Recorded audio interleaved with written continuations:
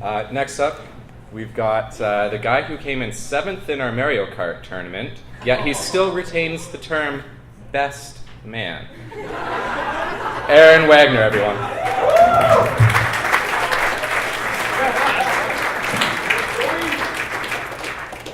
All right. Tough acts to follow tonight. Oh, Tony, calm down, man. That was awesome. I just want to give a quick shout out to Tony's bottle pop earlier on yesterday. That was fantastic, man. Like the champagne pop, you know what I mean. So I just want to talk about a little bit of when I first met Justin, or when I was first acquainted with him, kind of. So we became kind of best friends in grade 12, but I didn't know that he was actually in my first class, first semester at Monsignor Doyle. So I remember seeing Justin, who used to be super, super shy, sitting in the back of the class. He was constantly drawing just really random things like cartoon characters. And every time I'd look back in the back corner, he'd have like 3 or 4 girls around him, every single time. Just drawing anything. And he was just, he's like a ladies' man, but he never said 2 words to them. So I remember the first thing that he drew that I saw, and it was this orange cat with a black top hat, and I was wearing like a purple suit or something like that, and it was just fantastic. All the girls loved it. So just going into Justin's skills with drawing, right? So that was his forte. It wasn't mine, just so you know the rest of the story here. In grade 12, we had a kinesiology project where it was a children's book about the food groups. Okay, so I came up with the great idea. I'm taking full credit because it was way better than your Smurf idea, about how Willy Wonka was eating way too many sweets and he got really, really, really big. So he needed some health advice. So we decided to call it Healthy Honka because his cousin was named Healthy Honka and he was eating well. So we went through the story of how that all happened. And so basically me and the other person that were working on it together just shipped it over to Justin. We're like, yep, you do all the drawing. We want to get a good mark. We don't want to fail this. It's worth a lot of our overall mark. But I had one page that I was responsible for. So at the point of the story, I think I did it was page 9 of 10 or something like that. And Willy Wonka went from being really, really large to probably the most jacked person in the world. Super, super muscular guy. And Justin used to make fun of me so much because I spent like at least 3 hours on it. I'm not even exaggerating. And I showed him the paper and I was super excited to see his reaction. And then he's like, "You drew his pecs upside down." I'm like, what does that even mean? So, anyways, that's still a running joke like 6 years later, which is fantastic. One of the things that I value most about Justin and our friendship is that no matter how much time passes or, time when we're together or not together, we're always able to enjoy talking about past experiences and then, setting goals for new ones to happen.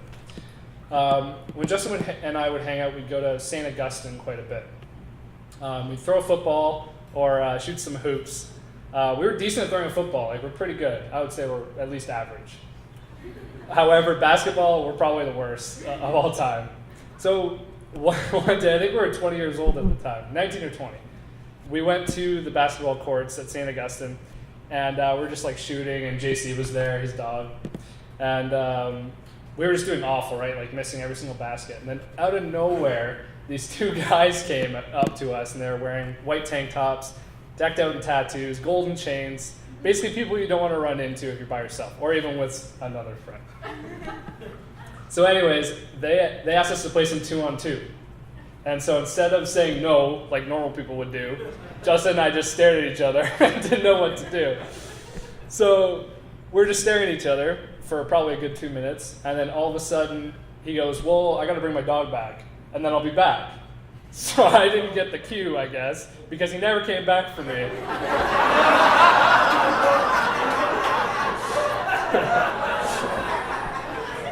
So I guess Justin was okay with knowing that I could be in a ditch somewhere because I refused to play 2-on-2 basketball. But eventually I ended up getting out of the situation, so it worked out okay. I'm glad Tom and Lynn were able to allude to the play that happened when Courtney and Justin first met, because it really segues perfectly for me, so thanks. So for those of you that don't know, Justin is pretty obsessed with Spartans and gladiators and the movie 300 and anything like that. He loves it. So apparently practicing spear moves in your backyard or sword moves can be a very good investment of time.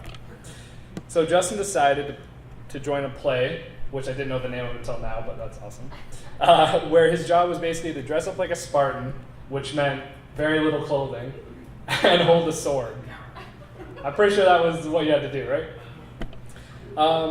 I think the most important part, though, for him was probably just to flex as hard as humanly possible. Because he was in front of a huge crowd, right? So he wanted to show well, which I totally understand. But this is how Justin met the lovely bride, Courtney. I'm sure Justin could not care less about the play after he met Courtney. But I'm sure he started to flex a lot harder than the normal job requirement entailed. This is also when Courtney knew him as the red shirt guy. So after Courtney and Justin met, and he started to court Courtney, me and my mom used to joke about that a lot. A friend of mine said they were like the same person and a really good match for each other. I remember I met Courtney pretty soon after, and I was instantly excited for Justin because she was so lighthearted and she looked like a happy person who laughed at all of Justin's weird jokes and awesome comments. They weren't weird, I'm sorry. For those of you that don't know, the three of us are pretty obsessed with the show How I Met Your Mother. The main couple in the show are Marshall and Lily, and they're basically the rock of the show as far as relationships go. Justin reminds me of Marshall because he sings at very random times, really enjoys sword fights, and laughing as much as possible. This is the most important part, especially for you two. Marshall shows constant admiration and love towards Lily at all times in the show. I can't think of very many times in real life and in the show where Marshall or you weren't showing that constant admiration and love towards your significant others. I'm Ted, because Marshall and Ted are best friends, so I kind of had to fill that role. Although sadly, I don't think I'll be able to live with you guys in your apartment, as you may now want some privacy. But oh well. Courtney is Lily because she shows Justin as well that she appreciates and loves him and genuinely cares about him. I'm so happy that I can say that Courtney will be there for Justin regardless of his successes or his failures. I know you both have a strong bond that will carry you through any adversity. And I definitely know that Courtney lucked out because, as cliche as it sounds, Justin is by far the greatest guy that I know.